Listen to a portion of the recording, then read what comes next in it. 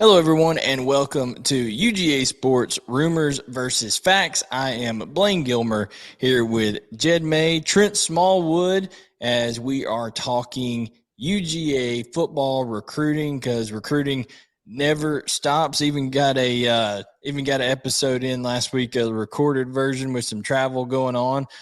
Guys, it is the dead period right now, but we still have a lot to talk about. New 5 stars put out a war room today. Trent, your class prediction 1.0 is right around the corner. So what's going on, fellas? How's everybody doing? Doing good. Like you said, it's dead period, but a lot of stuff going on. We had 3 or 4 recruiting stories go up today, and like I said, the big highlight of the week is Trent's the first edition of the class prediction going up this week. Trent, people have been clamoring for it for a while, so no pressure on Wednesday. It's like guys have the pressure on Valentine's Day, or the day after, on the 15th, you promised the class prediction, so you got to throw that out there. Yeah, I should have thought twice about that before I've said it was going to be the day after Valentine's Day. But you know what? No, I mean, I don't want to break too many hearts or get too many hearts. But it's always exciting to go out and try to predict what's going to happen here in I guess 9 months. It's hard to do, but just where things are now and where Georgia's kind of trending off their second straight national championship, and see how many guys we get right come December.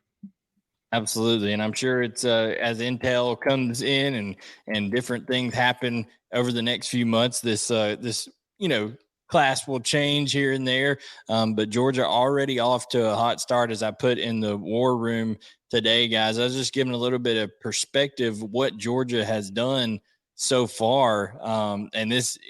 At the time I was writing that this morning, who knows, the rankings may have even changed since when I was writing that, but it comes down to Georgia has 10 commitments right now. Jed, at that point in time, 7 of the 10 were top 100 guys. 9 of the 10 are in the Rivals 250, with only Ryan Puglisi, who's a 4-star quarterback in his own right, being outside of that right now. Georgia is off to an extremely hot start in 2024. And I also put out that 10 of the top 20 players that are not committed, Georgia has a shot of landing them as well. They're either leading or trending upwards for those guys. So it's a really, really just torrent pace that Georgia's on to start off the class of 2024.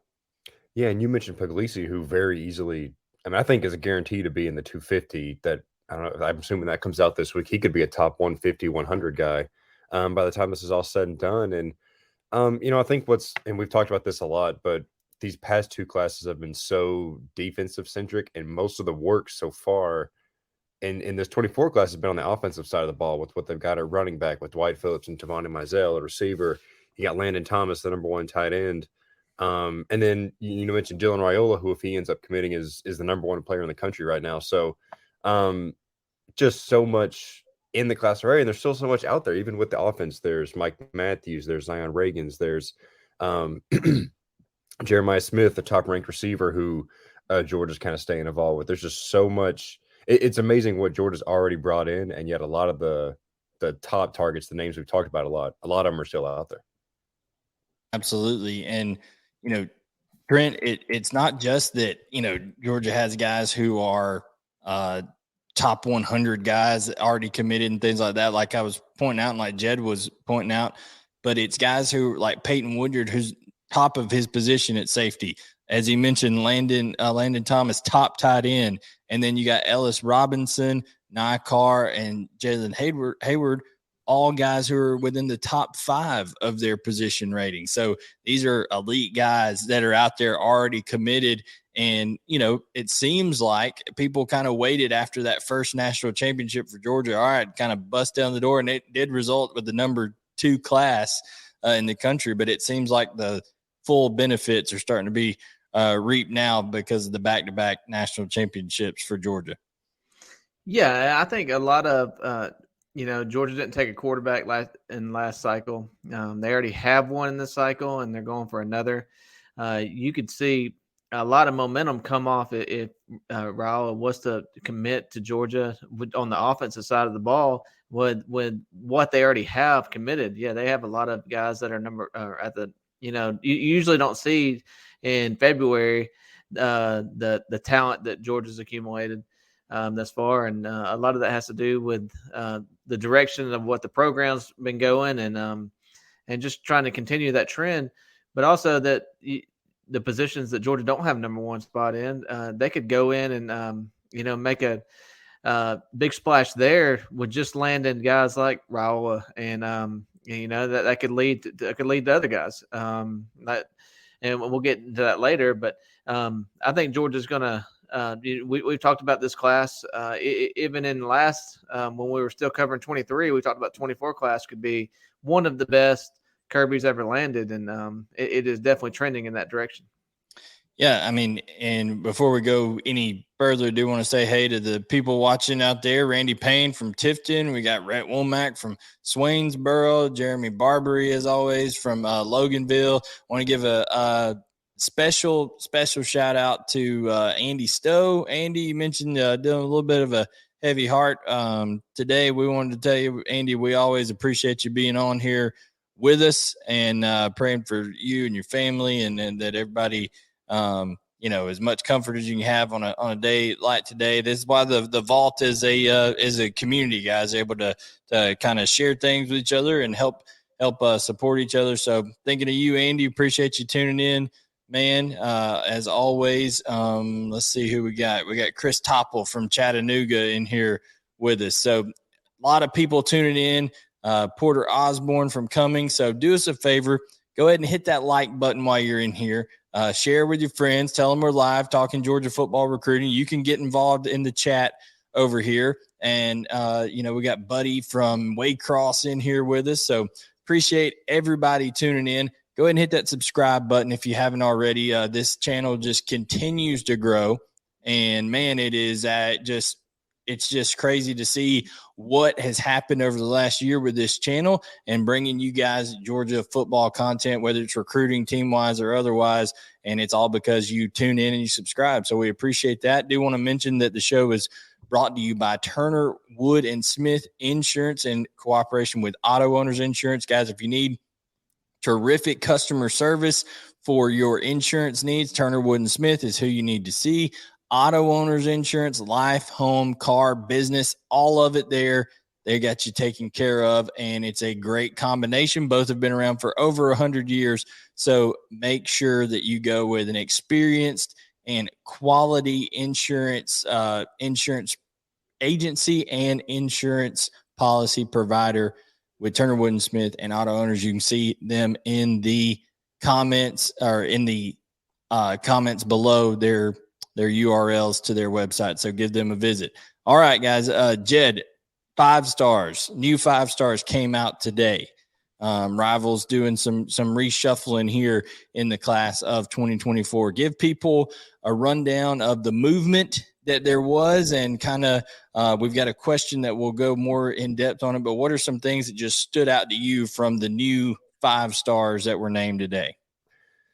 Yeah, so as everyone knows, I alone are responsible for everything in the Rivals rankings. I went and found some stars, plucked them out of the sky last night, and divvied them out today. So we mentioned Dylan Raiola. He stays at number 1.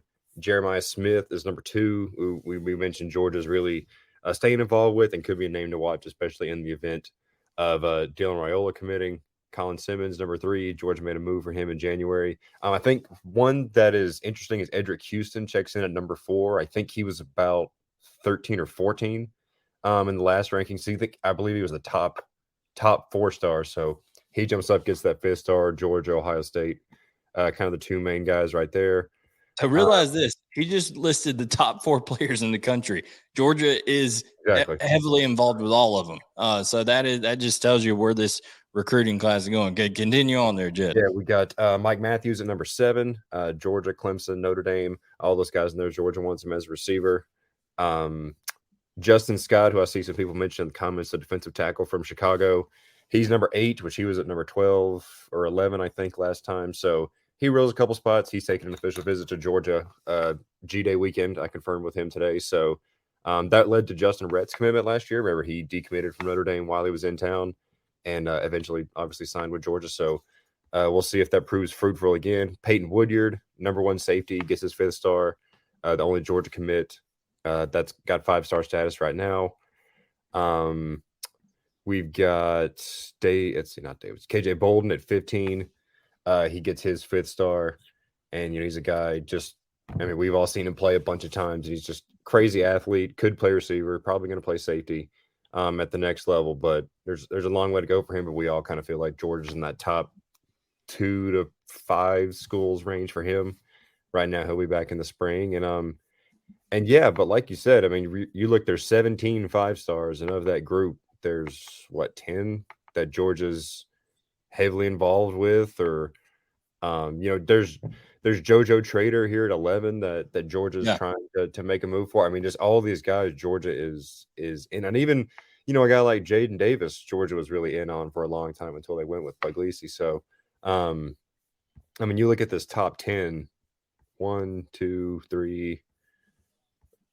Edric Houston, 6 of the top 10, I think, are all either Georgia targets or commits. So it's insane the level. You think about it, you could land the number 1 quarterback in Raiola, number 1 running back, Jarrett Gibson, number 1 receiver in Jeremiah Smith, then they've already got the number 1 tight end, Atlanta Thomas. That's not impossible by any means with how this class is shaping up. So just an insane talent. The full 250, I'm sure, will be out later this week, but it's an insane grouping of talent that Georgia already has and is going after in that class.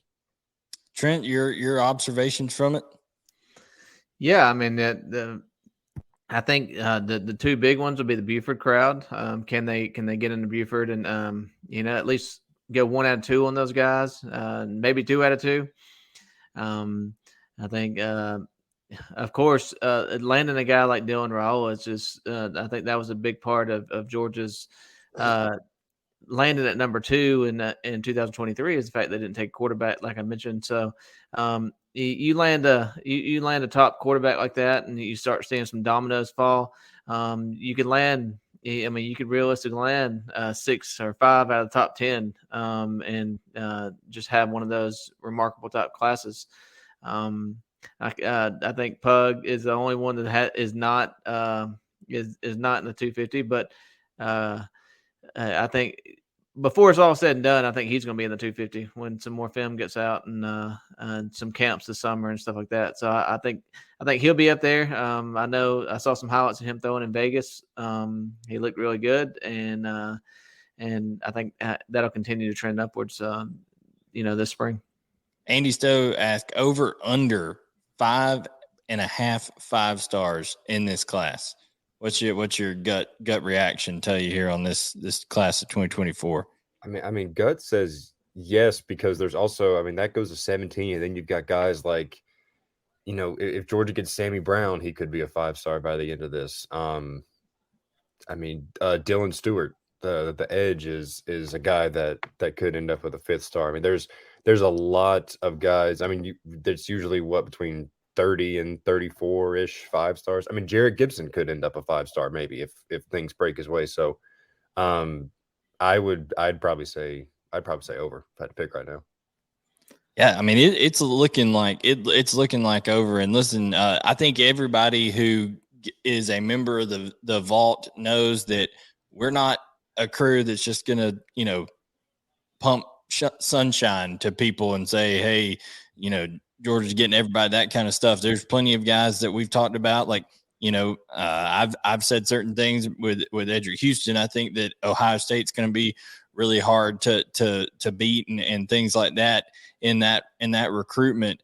But there's a legitimate shot as you go through and look at these 5-stars out there and the guys who could potentially be 5-stars, like you said, that you get up in 6, 7, territory in this. So I would tend to lean over right now. And let's say Georgia does, end up closing, based on what I've heard, the gap there between Ohio State and Georgia with a guy like Edric Houston, ends up getting him and landing him in the class.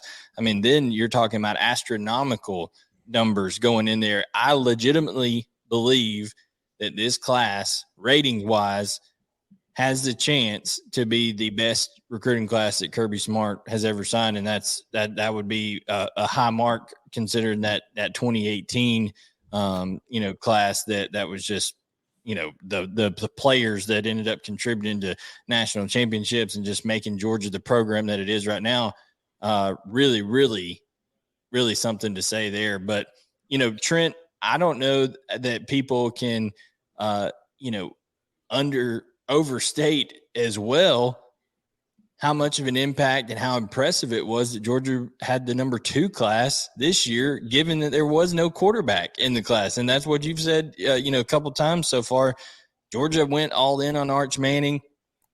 Didn't end up getting him in this cycle. He goes to Texas, and now that they're in a position where they need to stack up on quarterback, and whether we all believe that Dylan Raiola is Georgia's in the lead for him, but even if Georgia were not to land a Dylan Raiola, I still think there's going to be a second quarterback taken in this class. Yeah, you look back at 23 class, Georgia missed on their top quarterback target. They missed on their top running back target. They missed on a couple of top wide receiver targets. They of course landed their tight ends. They always land their tight ends. But they missed on a couple of top offensive line targets. They hit on a lot of defensive targets, but looking down at the offense, if Kirby's going to get his. Kirby and Muschamp and Schumann and those guys are going to get theirs on the defensive side of the ball. If you can add the offensive side as well and land that big quarterback and land some of your top running back targets and wide receiver targets, you're definitely looking at a class that could be, of course, tops of Kirby during the Kirby Smart era. So I think offense is the key. Landing a couple of top rated offensive linemen. Landing your couple of top rated wide receivers, and I think that'll come if you can land Dylan Raiola, and you'll see this class really hit over that 5.5 mark on 5 stars. Yeah, you talk about receivers. There's already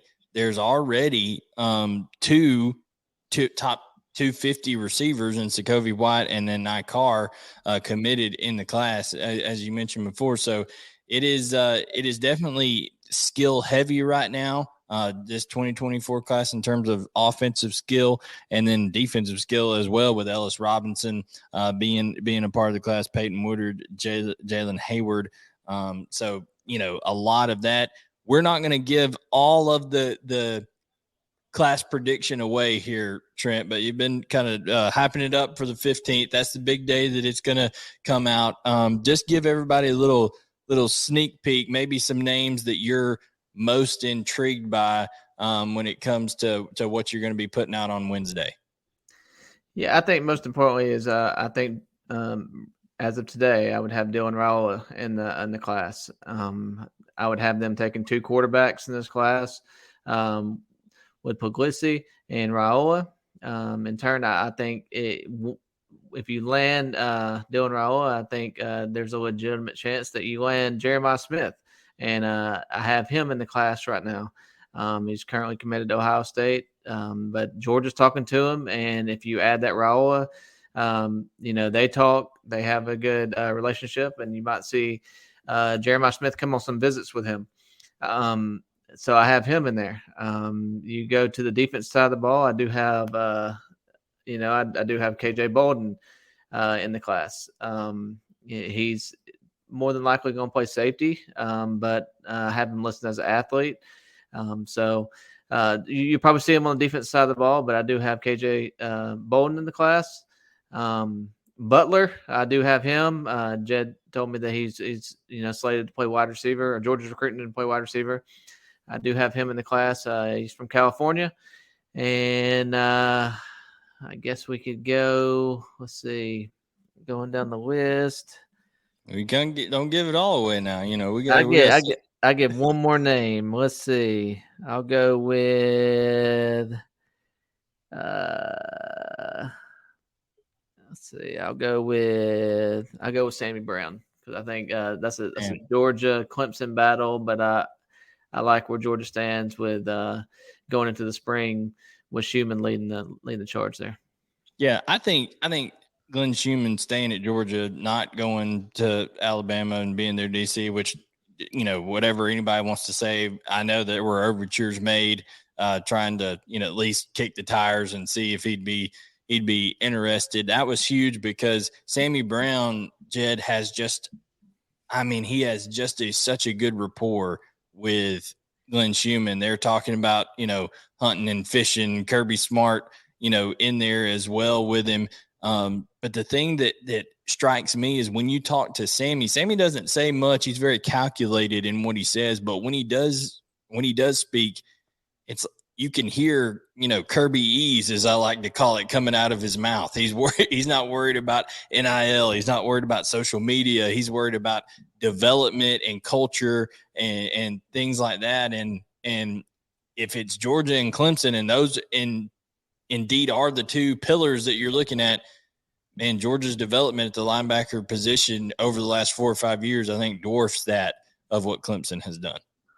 Yeah, and to that point, I think you mentioned this in your war room today. He's not dropping a bunch of top schools lists on social media. He's not, always announcing which schools he's going to be at, which there's nothing wrong with that. But he's a very low-key guy as far as recruiting on social media goes. So he just, like you said, he just seems like a guy that's got a Georgia,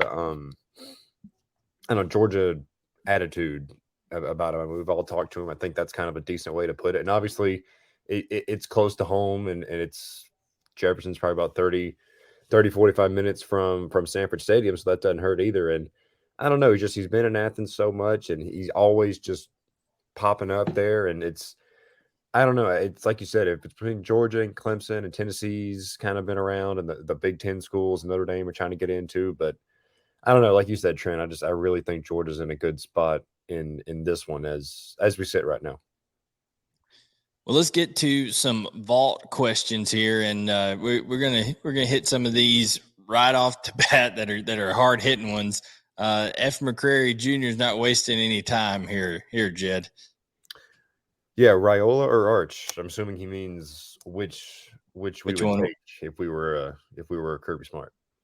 All right, Trent, have at it. Which one would you take? Would you, if you were a GM, so to speak, and you got to draft either Raiola or Arch, which one would you take?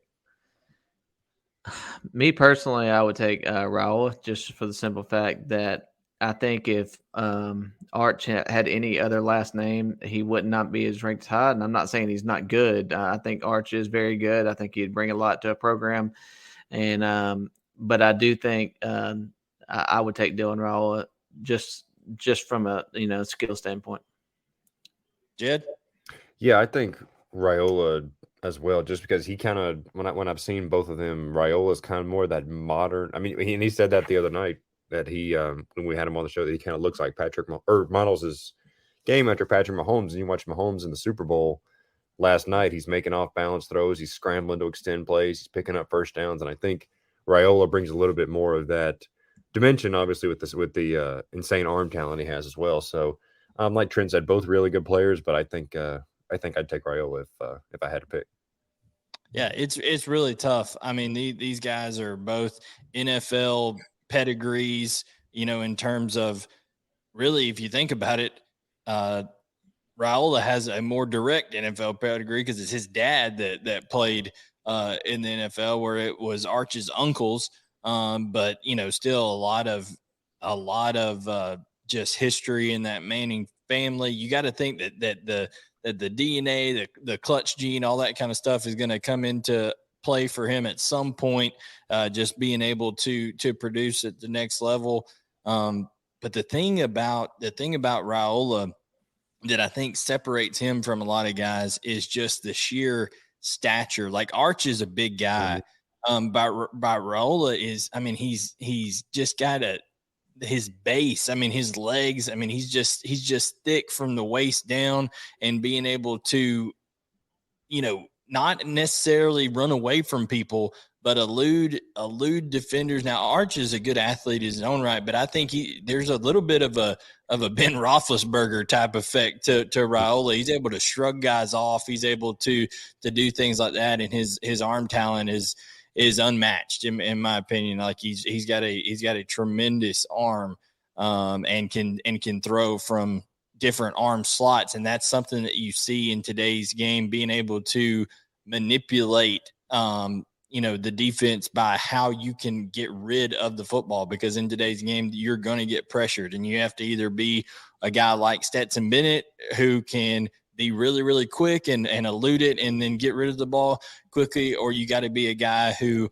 has some mobility but also is strong as an ox like Raiola is and can kind of shrug off defenders. So I'm going to make it a clean sweep. I'd say I'd take Raiola as well. And this isn't like us saying this with hindsight. I think all three of us said this when it was, coming into sight down the line, said that Dylan Raiola.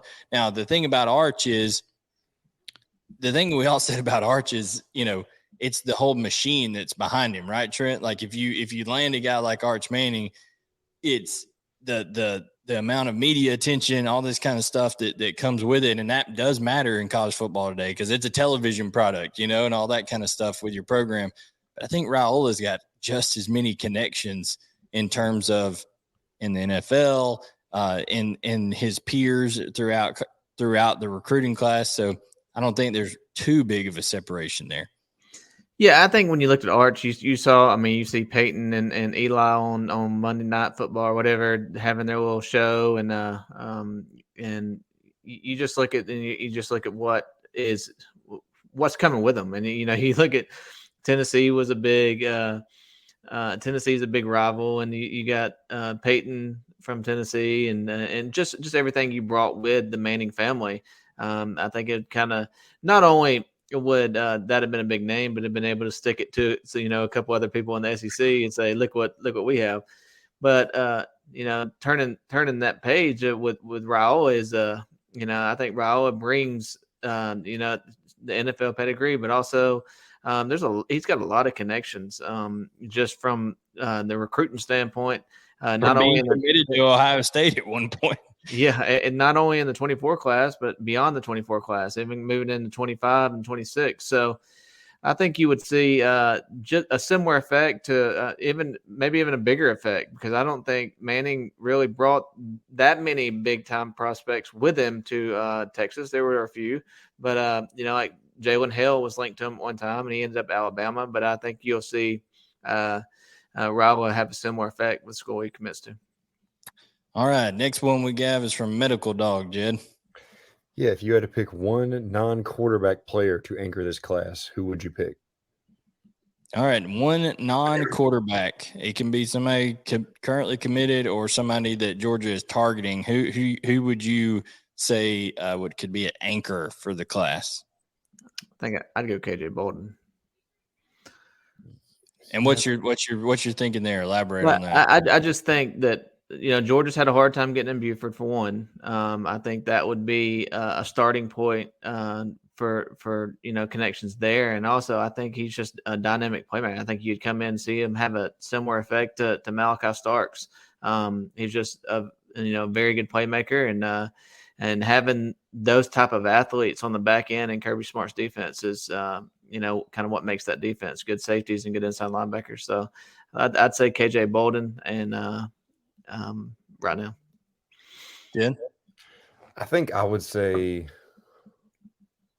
might say Peyton Woodyard, just because he's a guy who's also going to be recruiting other guys and be that kind of leader. Like Pierce Spurlin was that guy in last year's class and recruiting guys, and he knew people from 7-on-7. It was from Metro Atlanta and lived in Florida and all that kind of stuff. So Peyton Woodyard, obviously, he's told me he's recruiting Dylan Raiola. When he was in Athens for, I think it was the championship celebration, he FaceTimed Raiola while they were in Athens. So stuff like that. A guy that's got connections everywhere and is recruiting a bunch of guys because, Jarrett Gibson's not necessarily that kind of guy, and KJ is a little, but a guy who's obviously a really good player. He's 5-star, like we talked about, but a guy who's going to try to bring some people with him. And Raiola's that as well, but obviously we're talking about non-quarterbacks. But I think Peyton Woodyard would probably be my guy. Yeah, if I was going to go with someone that's already committed, I would agree with Peyton Woodyard for all the reasons you said. Very similar in terms of his ability to lead, his enthusiasm for the Georgia program. Heck, also too the fact that he's on the West Coast and that he's that crazy about Georgia and willing to commit early and things along those lines, that's that. But if I'm going to say guys that are yet to make a commitment, I think that the how bad Georgia wants both Sammy Brown and Edric Houston, those two type guys, their mentality, if Georgia was to land either one of those guys, I can see them not vocally. You won't see it on social media and you won't see it, but you'll see just the respect that when we talk to these recruits that they say, you talk about, hey, who are guys that you've talked to, who are guys that you've gotten familiar with on these visits. Sammy Brown and Edric Houston are two guys that you can tell garner a lot of respect from their peers and are people that guys who are being recruited by Georgia are very comfortable around. And I think that would be huge. So if Georgia lands either Sammy Brown or Edric Houston, I would say that would be an anchor to the class, more of a silent leader type guy. All right. Let's see. We talked a little bit about this before. D. Franklin 31 says, of the new 5-star list, which of the UGA targets are most likely to sign with UGA? So let's handle that one first, and he's got another question. So of the ones that got named today as 5-star, Jed, or the guys who are 5 stars now, who are you putting as the guy most likely to sign? Yeah, if we're specifically looking at the new 5 stars, which I don't think was the point of the question, but I would say probably KJ Bolden because he got his 5th star today. And, that's a guy, like we mentioned, Georgia's right there at the top with him in top 2 or 3 maybe. I think they've got a good shot with KJ Bolden. And then you look at Mike Matthews as well. Georgia's going after him hard. Justin Scott. I think you might look at Justin Scott because Georgia's really thrown a wrench in Scott's recruitment because he was supposed to commit on January 31st. And Trey Scott goes up there to visit and offers him. And he's like, actually, I'm going to postpone it. Now he's taking an official. So Georgia's clearly got some momentum there with him. And he's a guy you talk about anchors. He's that big body in the middle of the defense that they try to add in every class. So, yeah, I'd probably say KJ Bolden and then maybe Justin Scott behind him. Yeah, Trent, you said you got Raiola right now in your class prediction. I'm gonna say Dylan Raiola as a 5-star be there, and then I like your Justin Scott pick as well, Jed. But Trent, I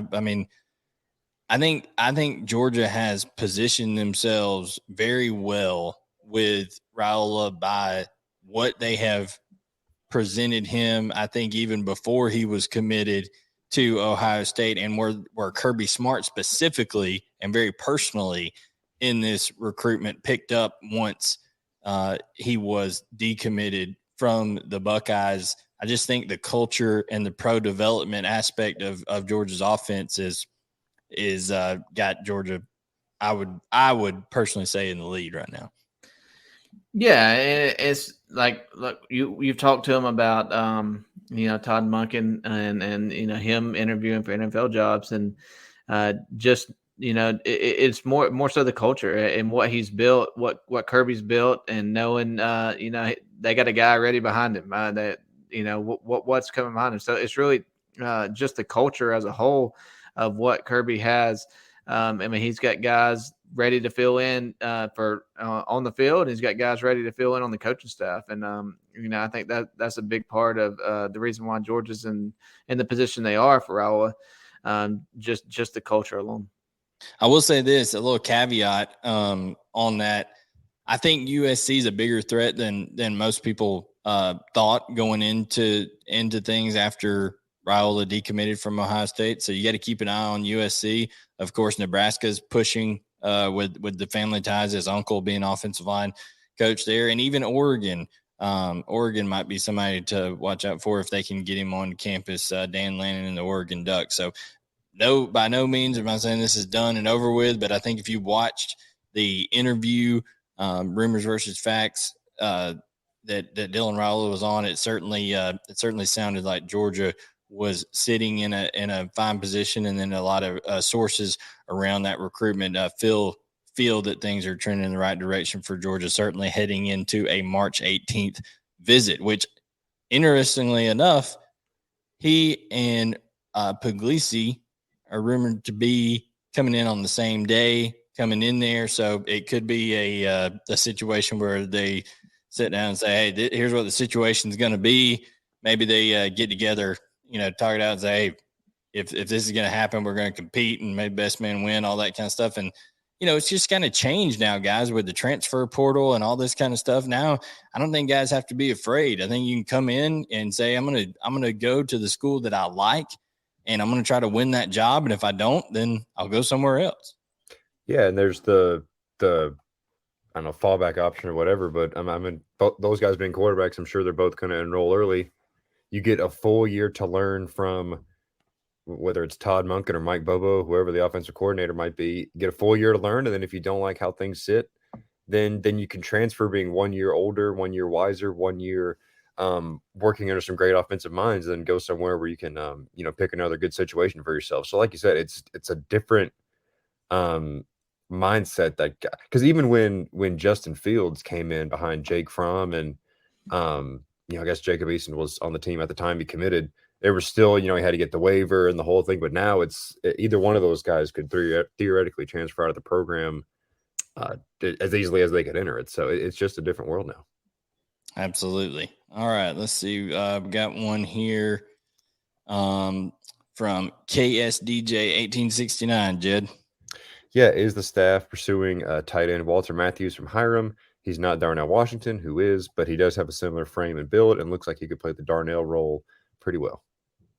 Yeah, I know you know the workings of the state of Georgia, pretty well. I haven't heard a ton about Walter Matthews in terms of Georgia pursuing him. Now, listen, I never put anything past Todd Hartley when it comes to it, because who would have thought that they would have even been in the conversation on signing day with Walker Lyons and Deuce Robinson in the class of 2023 with, Sperlin and Lucky already committed in the class. I mean, he's a magician at times, it seems like. So I haven't heard that. What any news on that front? Yeah, like you said, he's not a guy we've heard a lot about. He has been on campus. I remember seeing pictures. I can't remember if it was, 7-on-7 or a camp, but it was right when his recruitment first started to blow up. He was on campus. So the staff is aware of him. It could be one of those situations where maybe they get him back for another camp this summer and things really turn up the heat there. But yeah, he's not a name we've heard a whole lot about. But like you said, they're kind of, if a guy could fill that Darnell role, that's certainly, they're not opposed to taking two tight ends, especially guys who are different roles. And Landon Thomas is more of he's not quite as much of a quote unquote pure receiver, maybe as Pierce Sperlin was at the same time, but he kind of skews a little more towards that direction. So a guy in a Darnell Washington or Lawson Lucky mold isn't out of the realm of possibility in the class by any means. And Walter Matthews could end up being that guy. It's just we'll have to wait and see if he's the kind of name that emerges there. Absolutely. Well, guys, before we sign off here, anything, I know we'll touch on some of the stories real quick that we had on UGA Sports today, but Trent, anything other than the class prediction 1.0 on Wednesday coming up? Yeah, we got some stories. I think Jimothy Lewis out of Mississippi. Now he's at IMG. He plans to drop a top 5. I do expect Georgia to be included in that top 5. He's taking some visits. He's planning to visit Tennessee, planning to get back to Georgia. But expect Georgia to be right there in the top 5 for him. And visits coming up and camps coming up. So Under Armour camp coming up. I guess 2 weeks from yesterday. Mm-hmm. So, but be on the lookout. We'll have that covered, and there'll be more camps coming, throughout the spring. Jed, I know you had some stories. I'll touch on mine real quick. Marquise Lightfoot, a young man out of Chicago, just like Justin Scott is. So, Trey Scott and Chidera Uzo-Deribe going up in Chicago area and trying to pull out some talent. He got offered as a young man who's 6'4", 225, 230, got that mold that the Georgia the Georgia staff really likes, and for those edge guys.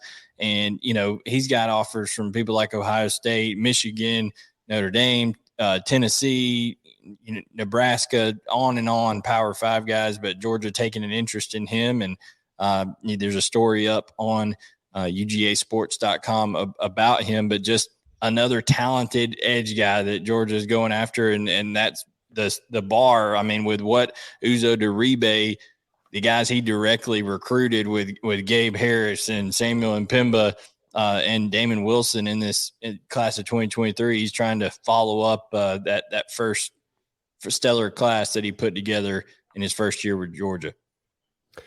Yeah, and then on my end, we'll have I've been kind of working on this 2025 look ahead series the past few days. Did the offensive line and defensive line ones today.